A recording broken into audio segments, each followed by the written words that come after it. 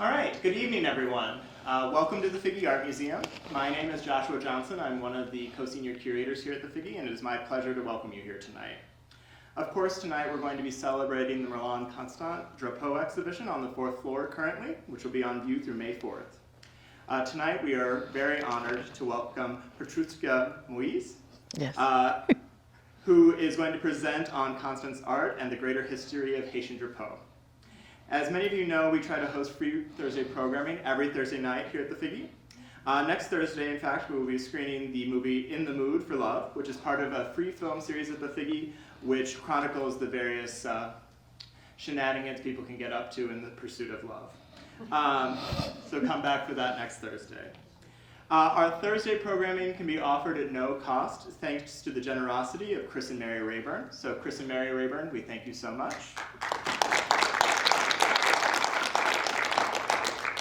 While we are thanking people, we should also thank a couple of people associated with the exhibition. We would love to thank Fort Gansevoort Gallery in New York City, who helped us to organize the exhibition currently on the 4th floor and lent many of the works. We are also very grateful to the Waterloo Center for the Arts, who also loaned many works to the exhibition. Thank you, guys. And of course, we couldn't have done, the exhibition wouldn't be possible without the wonderful staff here at the Figge, especially Vanessa Sage and Melissa Moore, who fearlessly helped us make sure the exhibition happened without any snags. If I had been left to my own devices, the exhibition would be on the floor.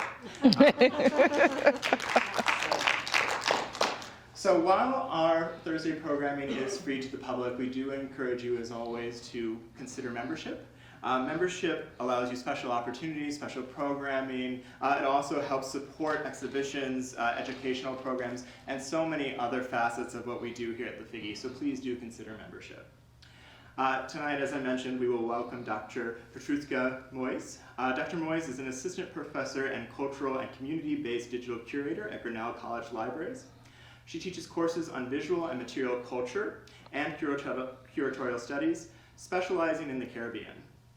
As a cultural and community-based digital curator, she develops interdisciplinary initiatives to enrich academic and cultural learning.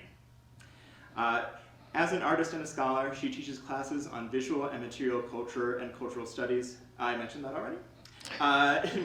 Dr. Moïse is a 2020 to 2024 CLIR and Mellon postdoctoral fellow, working with Dr. Freda Rivera as co-leads of the Haitian Arts Digital Crossroads, herefore referred to as HADC. The HADC project is a joint initiative between Grinnell College Library and the Waterloo Center for the Arts, where Dr. Moïse manages the day-to-day operations of the Haitian Arts Digital Crossroads project.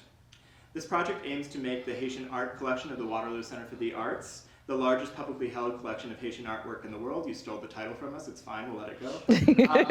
As well as other Haitian collections, including the Figge's, Yes. Digitally accessible and available for further study. This is going to create a digital hub and a network of online resources in Haitian and Caribbean studies. In addition to managing this project, she will collaborate with cultural and academic institutions within Haiti and the diaspora to build awareness of this collection and assist academics and artistic institutions in positioning the Haitian narrative in the arts. Without any further ado or stumbling from me, let's welcome Petrouchka.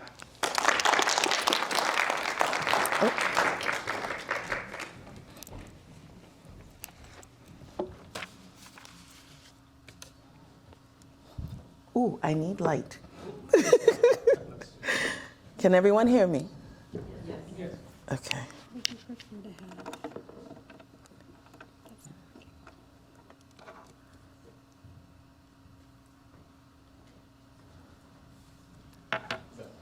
That is fine. Thank you.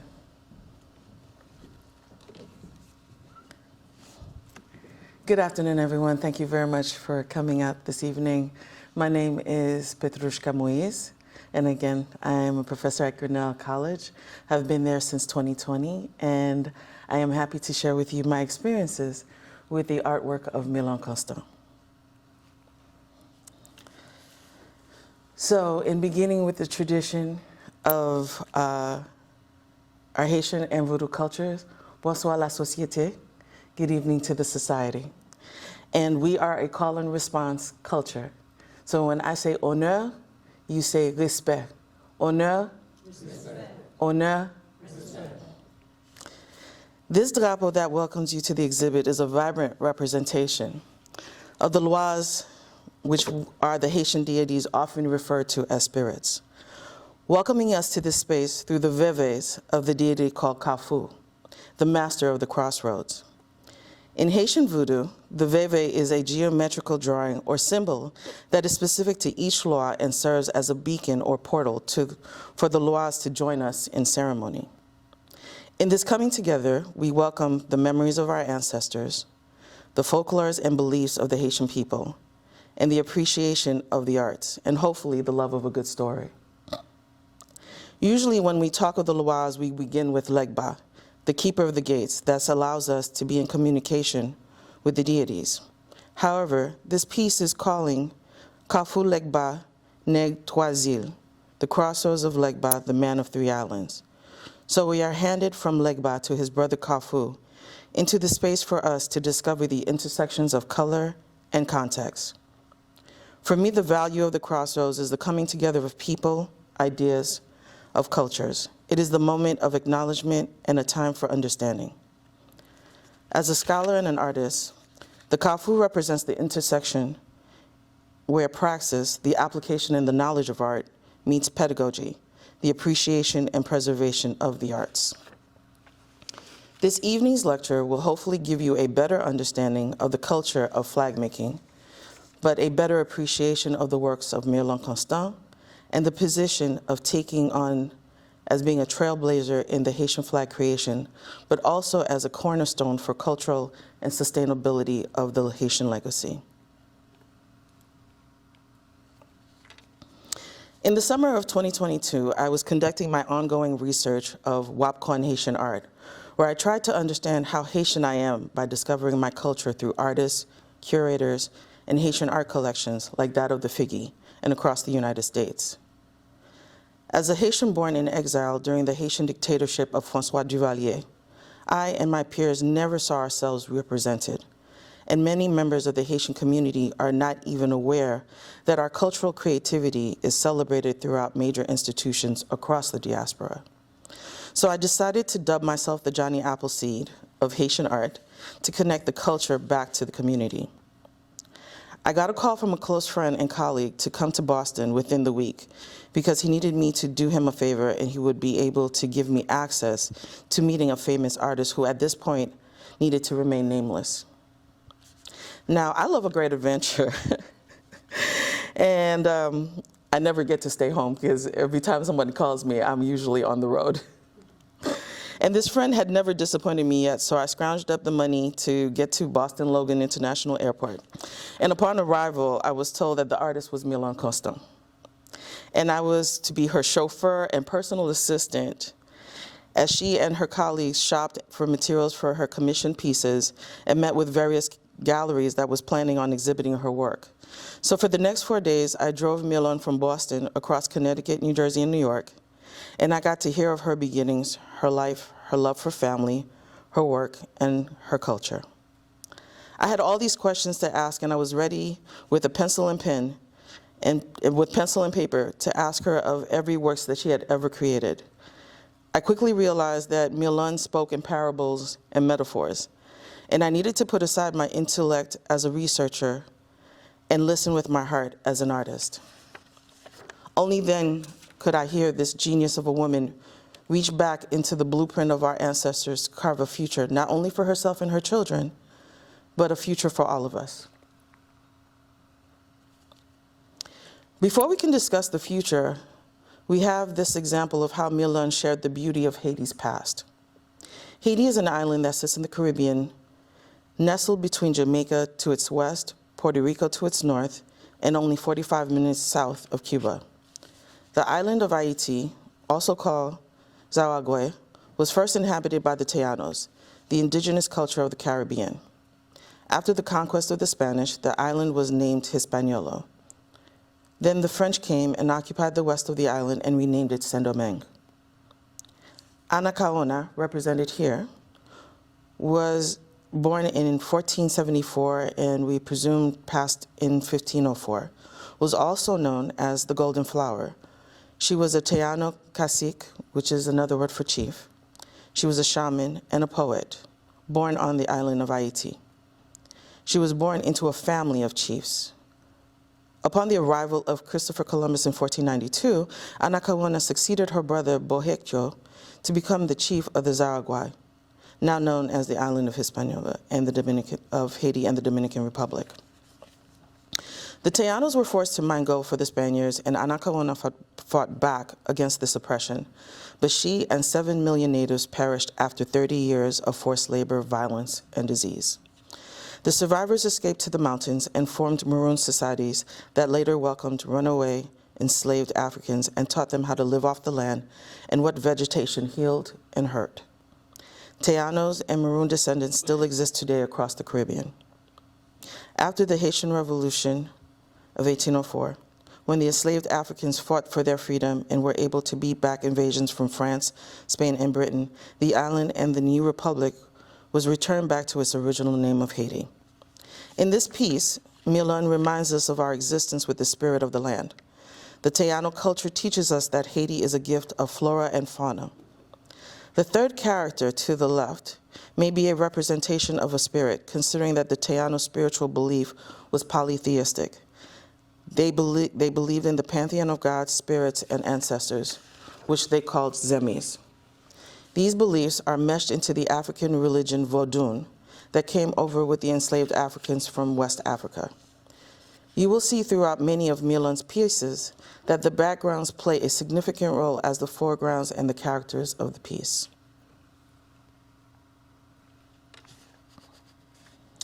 Petit Laku, a child of the Laku, a child of the courtyard.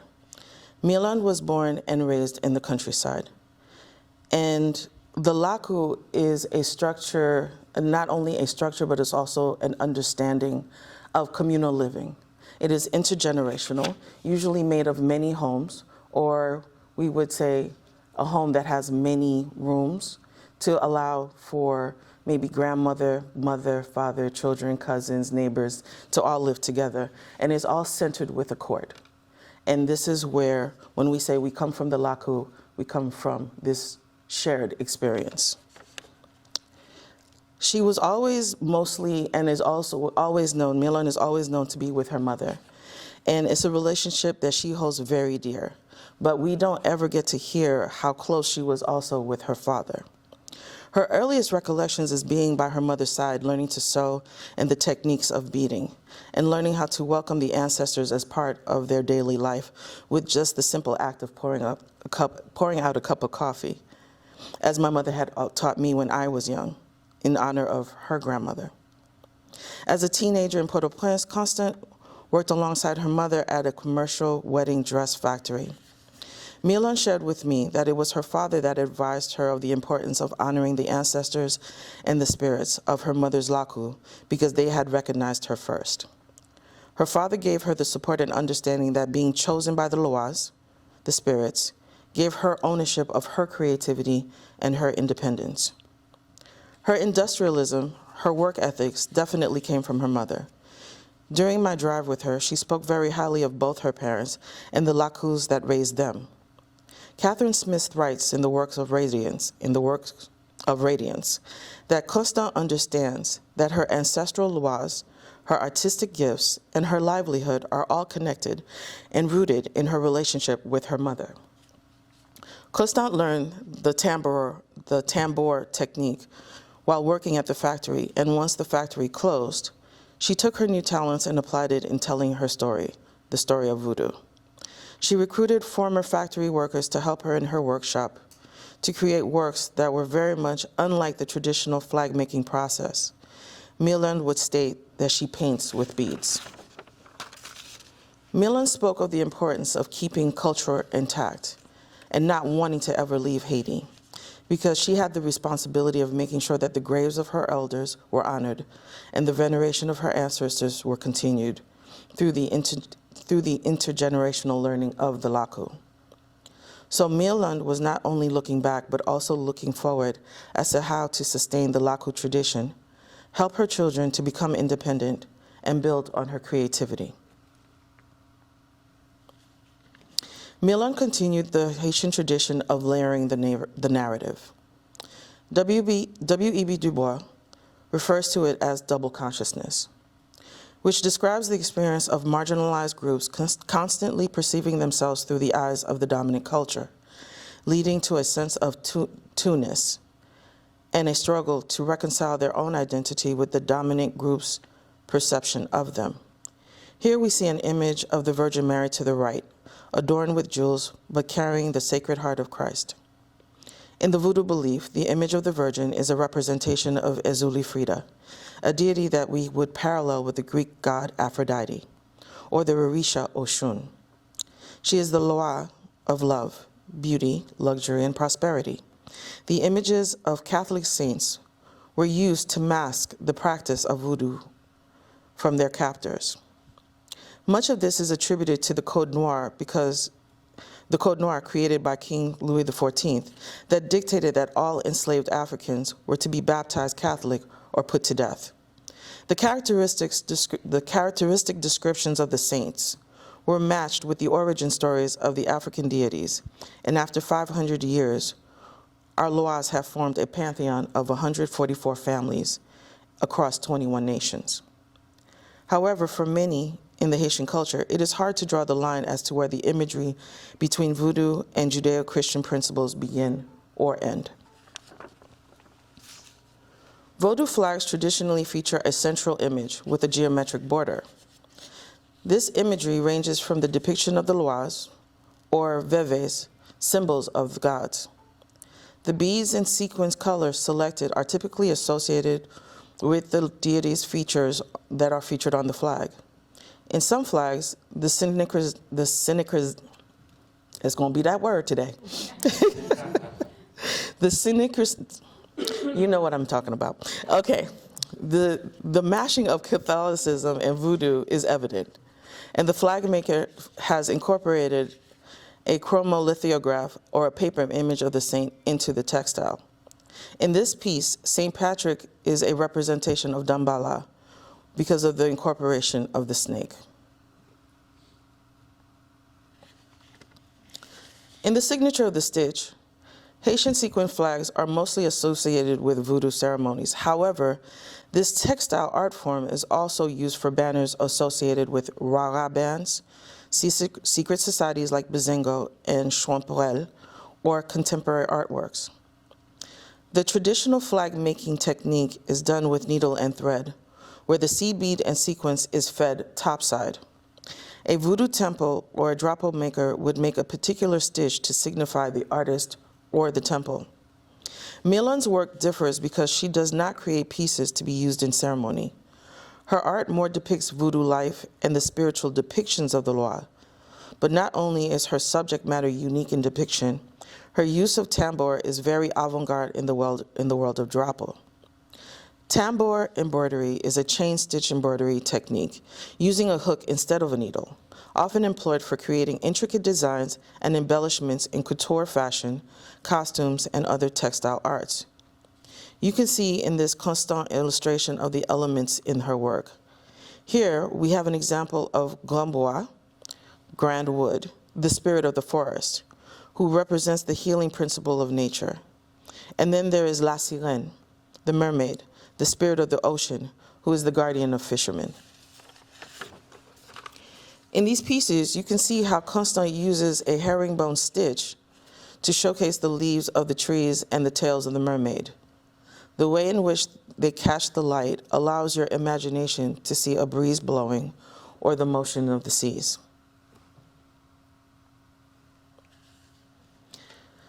Constant's praxis also illustrates the Haitian principle of combit, collective work.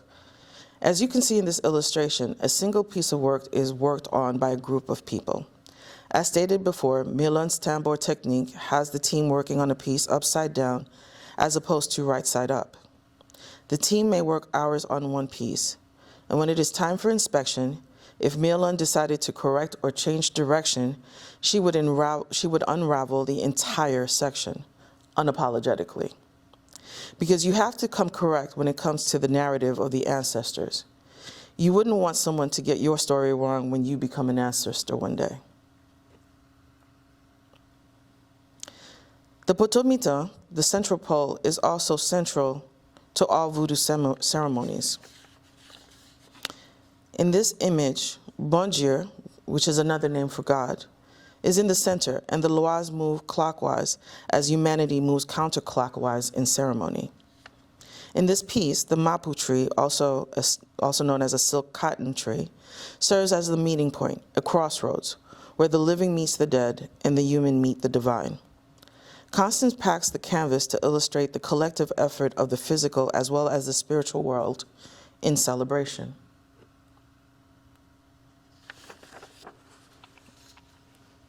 In many of Constant's work, you will see pieces dedicated to Fête Guédé, the Haitian Day of the Dead, which is usually celebrated at the end of harvest season and is signified by sexualized tones of life and death. Lois associated with the Fête Guédé is Bawan Samedi, Maman Brigitte, and Papa Legba. And we have seen this with The Princess and the Frog as Disney has presented it to us. But here, every ritual performed and offering made during the Guédé Fête is geared towards attracting the loas, or the spirits of people who have died, to celebrate with the living descendants. We also see in Constance's work the playfulness and farce associated with the ending of seasons.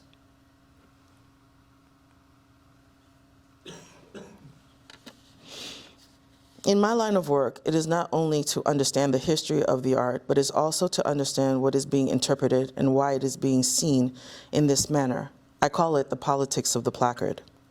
I applaud the Figge and other museums across the state of Iowa who have taken the charge of unpacking, discovering, revisiting, and reimagining how to share the complexity and diversity of contemporary Haitian artists.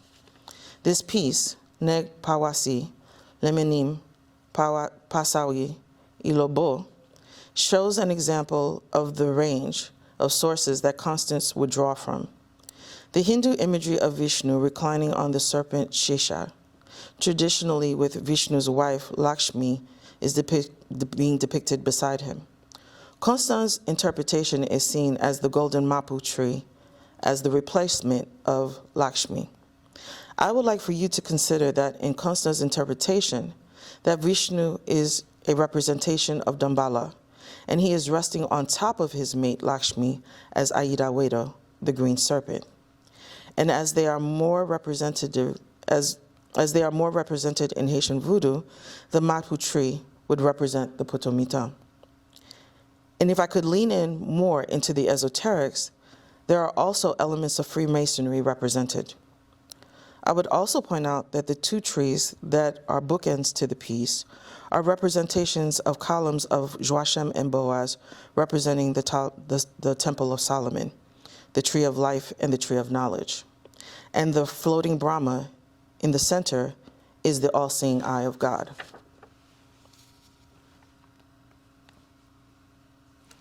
Oh, did I skip one? I'm sorry. Oh. I think I messed up. Oh, I'm sorry. This was the piece that I was talking about in regards to the Vishnu. But let me go back. In the guide of feeding the loas, what we also have with Myrlande's work is not only do we see how we come together around the potomita in ceremony with God, but we are also shown how we feed and engage with the gods.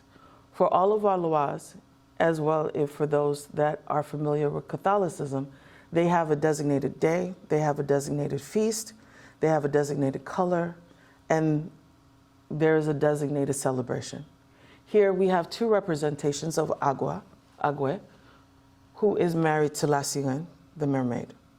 And to the piece to the left, Agwe is represented always in a commander suit, with the admiral lapels and a crown or a top hat.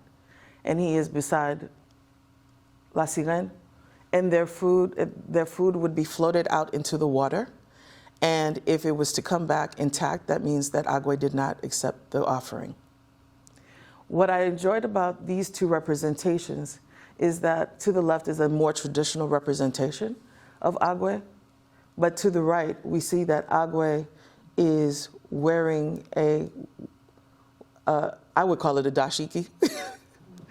But it's another representation of how we're seeing agua in a more contemporary space, again with the food and the representation. What you will always also see is a representation of voodoo is the rattle, which we call the anso, or we would have a bell, a cloche. There would always be a candle, a bougie, which is very distinct to the Haitian culture. It is not part of the Vodun culture in West Africa. They do not believe in lighting candles, but we think that that is something that lends into the meshing of Catholicism. And then you would also see an indication of the veve, which we feel now is something that was contributed through Teano beliefs. And so, again, I reiterate, as we look at how Constant treats this image of Hindu faith in a voodoo treatment, it is to be said that just in placement alone, that we would think that Lakshmi is the Mapu tree. But in accordance to voodoo, Dambala and Aida Wedo is represented by the green serpent. As you can see that Dambala is sitting on the green serpent. So I would indicate or call to that the Mapu tree is the Putumita in this piece.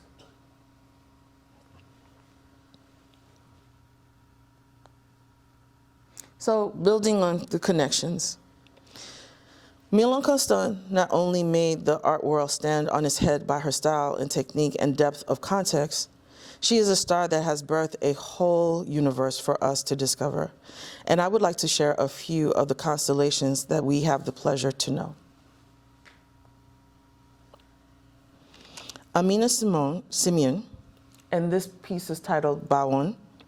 Simeon was laid off from the factory in 1994, and not long before it closed due to the harshness of economic and political conditions of embargoed-era Haiti, she became an apprentice in Constant's flag-making atelier workshop for some time before she formed her own studio. The quality of her work was exquisite. Her designs were innovative, embracing influences from painters such as André Pierre and Bertrand Chenat, as well as the more traditional canons of Loise and Saints. The flags were sought after by collectors and visitors in the brief, hopeful period following President Aristide's return to power, and her studio grew to as many as 12 people at its peak. Unfortunately, Amina Simeon passed away in 2000. Another example of Myrlande's influence is Evelyne Alcide. Alcide studied under Myrlande Constant. Alcide often focused her work on the important voodoo religious figures. Her drapos are heavy beaded and have satin borders. 2 of her flags depict La Sienne were included in Mama Water Arts for the Water Spirits in Africa and its diaspora, a traveling exhibit originating at the Fowler Museum at UCLA that traveled to several venues, including the National Museum of African Art. The next is Mireille Delis. Like Constant, Delis worked in the wedding dress factory in Port-au-Prince. She started creating flags after dreaming about the voodoo loi Ezuli. Her first drapo, voodoo, featured a heart, the imagery associated with Ezuli. Delis established her own atelier and continues to make flags inspired by both voodoo and everyday life in Haiti. And the last is Woody Azor. This piece is called Reine Marassa la Sirène. One of the first men to work in this technique was young Woody Azor. Woody worked in Myrlande's studio for a time before forming his own studio at the age of 18 in 1998. Like Myrlande, Woody worked primarily with the symbolism and the pantheon of voodoo, but Woody has shown a talent for taking the voodoo canon in new directions with a vivid imagination and a free interpretation of relatively obscure lois and deities. These are examples as to why art historians, curators, scholars, and practitioners feel that it is important to bring light to the work and dedication of this cultural powerhouse. Myrlande Constant has taken the lessons and principles that have driven the Haitian and voodoo culture throughout the centuries and has painted with beads a roadmap on how to see the sacred and civil aspects of ourselves as we learn to live, celebrate, and remember our ancestors. I thank you this evening for allowing our paths to cross, and as we part from this kafu, I hope you come away being a little bit more knowledgeable and appreciative of the works of Myrlande Constant and the world she paints for us and our ancestors. Ayi Bobo.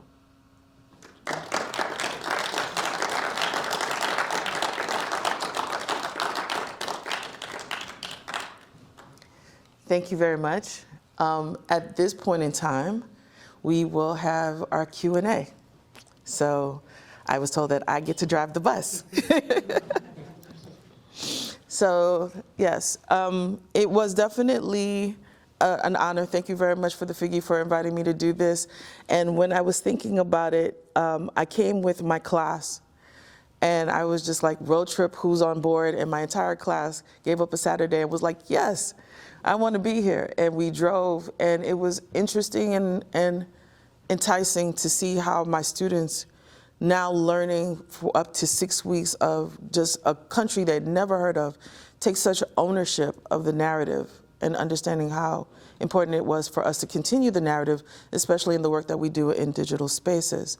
But the ability to be able to see, like I said, having grown up in exile in the United States, I was born and raised here. My parents came here under the dictatorship, and the only thing that I had was the stories of my parents. The only image that I could figure out was, what does that look like? Because it doesn't look like the streets of Brooklyn, New York. Where was my mother talking about? What were these waterfalls? What were these games that they played? So the opportunity to see Haitian art gives me that roadmap of that history, of that legacy. So I open the floor to you for all questions. Have you had a chance to visit Haiti? Yes, actually I started going back to Haiti at the age of 2. After my parents had me, I'm their firstborn. And for all of the firstborns in the room, yes, we want some pay. But as a firstborn, and especially their thing was they wanted me not to lose my culture. So I spoke French, Italian, and Spanish before I learned English at the age of 7. At that point, they realized the dictatorship was real and that I was not going back, and it was time for me to go to school. So my parents did not understand that children can learn more than one language. So I had to hold on to the French and give up the others to learn English. And I didn't learn Creole until I was 21, because Creole is a language of the peers. And the way that my parents grew up, you did not speak Creole to your parents. It was disrespectful. You spoke Creole in commerce, in the street, or you spoke it to the house staff. But the first time that I spoke Creole to my mother had quickly corrected me and told me that I was not her peer, I was not her friend. And after my first divorce and 2 little babies, she said, okay, now you've suffered enough. You can speak Creole to me now. But I always went home, but when I went home, it was under disguise. I was not allowed to go outside to play. I had to stay in the countryside with my grandfather. I could not let people know who I was, even though as soon as I got off the plane, they would look at my nose, they would look at my face, and they're like, you're a Moïse. And I had to deny even that. So, but I continually go home. Thank you. Yes, ma'am. So I'm not current on the politics there, but I know that they have a history of a lot of strife, Yes. a lot of hardship, a lot of poverty. And so my question is, how easy is it today to be an artist in Haiti and to be successful? It is, all of those things are true, the narrative, but those narratives are at times manufactured to keep those of us in the diaspora afraid to go home, so that other people who have ulterior motives could take over. And for artists, it is very difficult. We have artists in communities like La Tibonite, Croix des Bouquets, and Jacques Mel, who these are legacy communities, meaning mother to daughter, father to son, who have established workshops. And right now, because of the gang warfare, it is very unstable. I know many artists who have lost their means of providing for their family. I know many artists who have lost their lives trying to provide for their family and continue their artwork. So, I mean, it isn't difficult to imagine if you had finally got everything straight and you're finally trying to find a place of being in communion with your work, and then all of a sudden there is shooting, there is fire, there is having to pick up in the middle of the night. You are having to balance all of that at the same time. I just was online with my class Thursday night because I'm also teaching at the University of Haiti, and I had to humble myself because in a class of 78 students, 60 came online while they were shooting, just because they valued their education that much. So it is difficult. But one of the things that I could say as an artist, it's the air I breathe. When I'm in my studio and when I'm working with my art, and that is the one thing that I find that is the thread between all of us. When we are in work, it is not the work that hangs on the wall that makes it Haitian. It is the process, it's the communion that we are in our spirituality and in that peace and expressing ourselves, the trauma that we may be experiencing, the joy that we may be living.